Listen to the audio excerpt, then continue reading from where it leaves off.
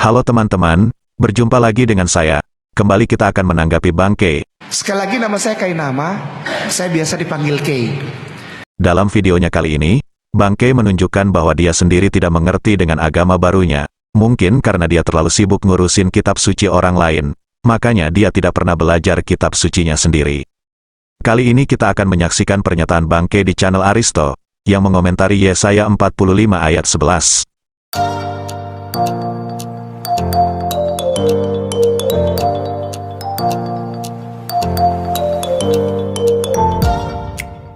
Masuk ini, Yesaya 45:11 adalah segala sesuatu yang dibuat. Karena di dalam Islam tidak boleh memberikan gambaran ada tangan, ada mulut, ada mata kepada Allah, tidak boleh. Ya, karena Allah itu tidak terbatas. Ya, tidak bisa menggambarkan Allah. Ini orang kitabnya orang Yahudi nih, dia memberi gambaran bahwa Allah menciptakan dengan tangan. Tapi kalau orang Islam nggak boleh. Ya, tapi kita tetap menghormati Torah.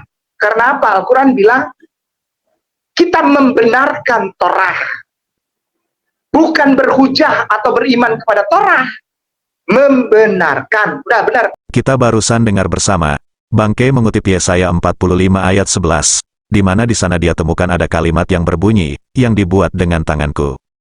Bangke mengatakan bahwa dalam Islam tidak memberikan atribut seperti ada tangan, ada mata dan mulut kepada Allah, karena Allah itu tidak terbatas. Sepertinya Bangke harusnya mulai berhenti buka-buka Alkitab orang Kristen, mulailah fokus pelajari kitab sucinya sendiri. Kenapa? Karena pernyataan Bangke tadi, justru bertentangan dengan Al-Quran dan hadis. Mari kita buktikan, apakah benar dalam Islam tidak boleh memberikan gambaran bahwa Allah punya tangan, mulut dan mata. Mari kita kasih paham guys. Teman-teman bisa buka dalam surah Sad atau surah 38 ayat 75, di sana dikatakan, Allah berfirman, "Hai iblis, apakah yang menghalangi kamu sujud kepada yang telah kuciptakan dengan kedua tanganku? Apakah kamu menyombongkan diri ataukah kamu merasa termasuk orang-orang yang lebih tinggi?" Teman-teman lihat ayat tadi sangat jelas mengatakan bahwa Allah menciptakan Adam dengan kedua tangannya. Kita juga bisa baca dalam surah Az-Zumar ayat 67, dan mereka tidak mengagungkan Allah dengan pengagungan yang semestinya padahal bumi seluruhnya dalam genggamannya pada hari kiamat dan langit digulung dengan tangan kanannya. Maha suci Tuhan dan maha tinggi Dia dari apa yang mereka persekutukan. Kalau ayat Quran kurang, mari kita tunjukkan dari hadis. Hadis Ahmad nomor 6204, sesungguhnya orang yang berlaku adil, kelak pada hari kiamat akan berada di atas mimbar dari cahaya dari sebelah kanannya Ar-Rahman Azza wa Jalla, di mana kedua tangannya adalah kanan. Kita pindah ke hadis lain, yaitu hadis Sunan Nasai nomor 5284.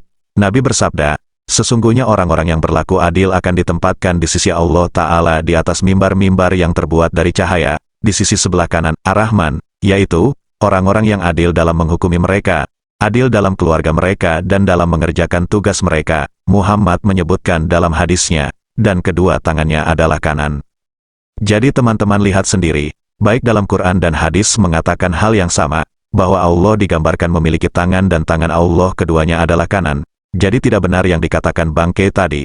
Kita tidak bilang tangan yang dimaksud literal atau cuma kiasan. Yang pasti Quran dan hadis memberi gambaran Allah memiliki tangan. Tadi dalam videonya, Bangke juga katakan bahwa Islam membenarkan Torah.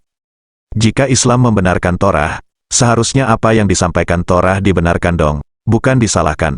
Contohnya, dalam Torah katakan, yang mau dipersembahkan Abraham adalah anaknya yang bernama Ishak. Kalau Islam katanya membenarkan, harusnya jangan mengatakan hal yang sebaliknya, di mana Islam katakan yang dikorbankan Ismail, meski dalam Quran tidak tertulis Ismail. Itu baru satu contoh dari sekian contoh di mana Islam tidak membenarkan Torah. Oke teman-teman, demikian tanggapan kita terhadap pernyataan Bangke.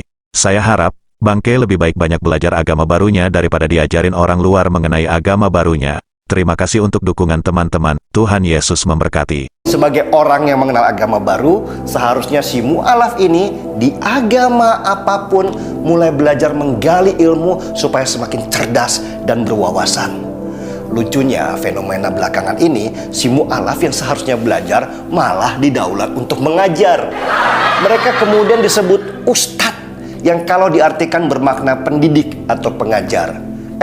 Si mu'alafnya mau lagi. Bukannya merasa rendah diri dan bilang, maaf, saya harus banyak belajar. Mereka malah dengan tinggi hati mengambil podium dan kursi, lalu mengajarkan pelajaran di mana mereka seharusnya banyak belajar. Apa jualan mereka? Ya pasti menjelek-jelekan agama sebelumnya yang mereka anut.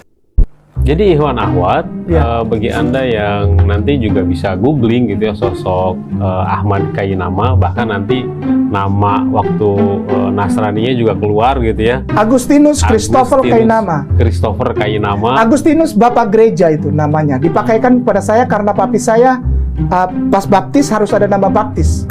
Nama baptis itu diambil dari nama-nama Bible dan nama-nama Bapak Gereja. Bapak Gereja Agustinus. Lalu Kristo itu pengikut Kristus. Ovel anak laki-laki. Christopher artinya anak laki-laki pengikut Kristus. Kainama itu nama saya. Jadi kalau googling pasti nanti akan keluar juga sejarah riwayat pendidikan beliau itu keluar. Ya tapi udah nggak boleh, nggak usah lah kayak gitu. Enggak. Tapi udah nggak boleh, nggak usah lah kayak gitu. Enggak, maksudnya. Oh iya. Nanti kan orang bertanya-tanya, itu Ustadz bisa baca begitu ilmunya dari mana gitu. Karena memang beliau ada basisnya gitu ya. Ada basic mempelajari ini Iya. kan. Ya walaupun tidak dipercaya. Alhamdulillah. Kita akan cek di sini Kainama ya. Ya tapi udah nggak boleh, nggak usah lah kayak gitu. Enggak, maksudnya. Mahasiswa Kainama ya. Di sini Christopher Kainama nggak ada ya. William dan lain-lain.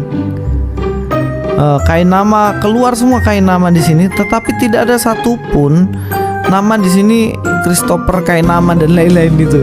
Kenapa? Karena memang dia nggak kuliah, nggak terdaftar. Kalau memang dia pernah kuliah S1 yang di Indonesia setidaknya, ya pasti akan namanya ada. Tidak pernah sekolah keluar, aku tidak pernah sekolah teologi, tidak pernah tahu apa-apa. Sepandai-pandai kita menyembunyikan bangkai, satu saat juga bau bangkai itu akan tercium. Sekali lagi, kalau ada orang, Islam, Kristen, agama apapun, saya nggak peduli. Dia melakukan penistaan, penipuan, pembohongan, dan pembodohan publik. Kalau dia bilang, kata Injil dalam Al-Quran itu menjiplak evangelion. Itu orangnya. Penistaan, penipuan, pembohongan, dan pembodohan publik. Cari aja yang suka ngomong gitu.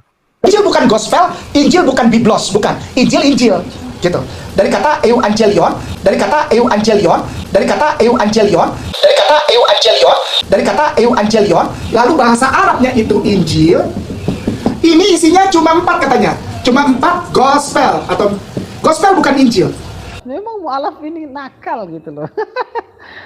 nakal. Bandel. Halo teman-teman, ini ada fitur baru dari YouTube, di mana teman-teman bisa mensupport channel Pil Pahit dengan cara mengklik thanks seperti ini, lalu akan muncul pilihan jumlah nominal yang teman-teman bisa support. Setelah itu kirim, teman-teman bisa mengirim dengan berbagai aplikasi seperti yang ada di layar. Terima kasih untuk dukungan teman-teman.